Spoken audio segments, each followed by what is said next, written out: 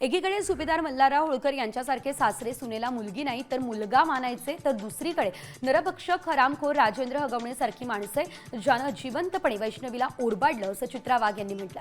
नाशिकमध्ये अहिल्याबाई होळकर यांच्या जयंतीनिमित्त त्या बोलत होत्या.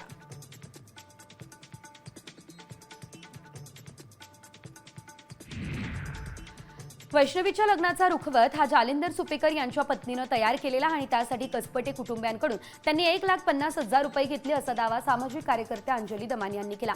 जालिंदर सुपेकर यांची पत्नी यांनीच हा रुखवत बनवल्याचं कसपटेंनी सांगितलं.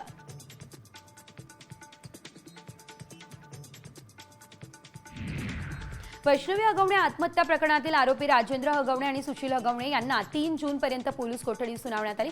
निलेश चव्हाण आणि राजेंद्र हगवणे यांची समोरासमोर चौकशी करायची आहे, त्यासाठी पोलीस कोठडी मिळावी अशी मागणी पोलिसांनी केली आहे.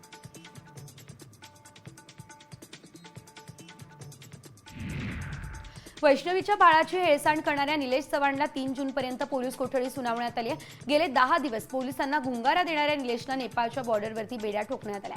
निलेश चव्हाण यांच्याकडे वैष्णवीचं बाळ कसं गेलं याचा तपास सध्या करायचा आहे. कसपटेंना धमकवण्यासाठी वापरलेली बंदूक जप्त करायची आहे. उपमुख्यमंत्री एकनाथ शिंदेंनी वाढत्या कौटुंबिक हिंसाचाराचा तीव्र शब्दांमध्ये निषेध केलेला आहे. हुंड्यासाठी सुनेचा छळ करणाऱ्यांना ठेचून काढायला हवे अशी संतप्त प्रतिक्रिया शिंदेंनी दिली आहे. वैष्णवी हगवणेंच्या आत्महत्येनंतर संपूर्ण राज्यात संतापाची लाट आहे.